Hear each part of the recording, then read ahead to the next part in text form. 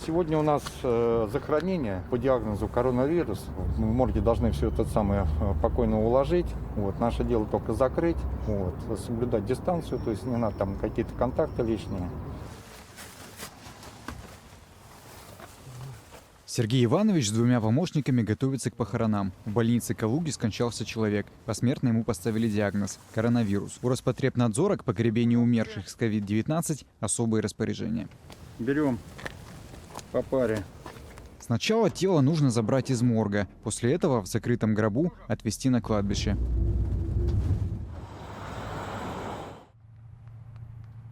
Городское кладбище Калуги, 200 километров от Москвы. Оно не закрыто, здесь похороны идут каждый день. Здесь же сегодня хоронили человека, скончавшегося от коронавируса. Родственники сказали, что он страдал циррозом печени, его положили в больницу, и там он и заболел коронавирусом.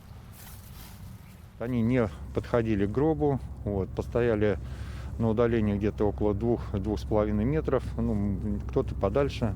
Вот, постояли, поскорбили. Потом мы опустили в могилу гроб, вот, произвели закапывание могилы этой. Он лежал в больнице. К нему в палату подселяют двоих, оказывается, что у них коронавирус. Вот. Но через какое-то время у него тоже тесты показывают коронавирус, и ситуация с его циррозом резко усугубляется. Илья Болтунов – генеральный директор компании ритуальных услуг. Работает и в Москве, и в регионах. И хотя по официальным данным смертность от коронавируса в России меньше 1%, нагрузка на похоронное бюро серьезно возросла. Когда начался вонючий коронавирус, у нас в компании больше половины сотрудников самосократились. То есть просто уволились, потому что сразу с пониманием того, с чем им придется работать, то есть они просто банально испугались. В Москве, говорят сотрудники ритуальных служб, местные морги предписания Роспотребнадзора соблюдают. И работники Болтунова тело умершего от коронавируса даже не видят. Но уже в городах Подмосковья ситуация может кардинально отличаться.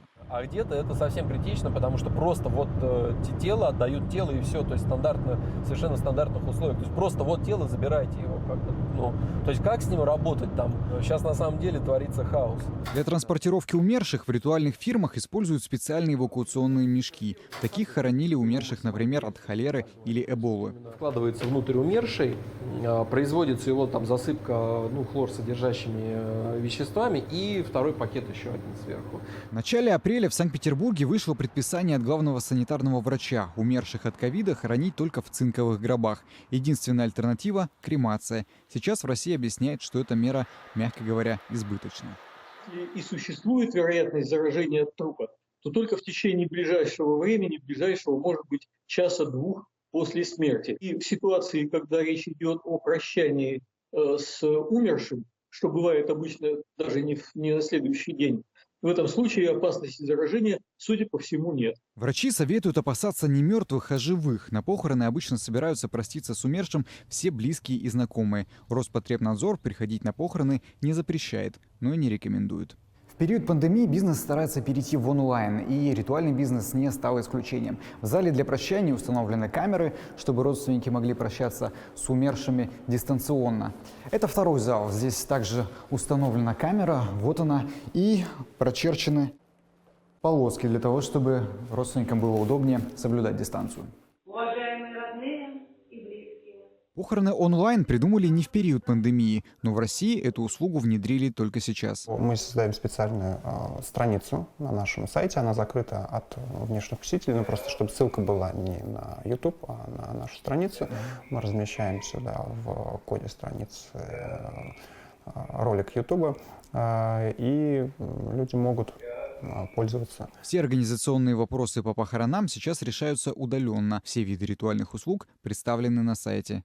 Любая сфера услуг и продажи товаров, она трансформируется, она вынуждена подстраиваться под меняющийся рынок. И единственная точка контакта, которую никак нельзя избежать, поскольку есть определенные законы, которые не меняются так быстро, это передача документов. Но передача документов — это точно так же, как приедет курьер с любым другим товаром. Опыт Москвы быстро переняли и регионы. В Башкирии похороны сейчас тоже проводят в прямом эфире. WhatsApp сейчас самый популярный, практически есть у всех. Создается группа из тех, кто не смог поехать, и транслируется уже, как скажут клиенты. Эта услуга на самом деле останется и после карантина.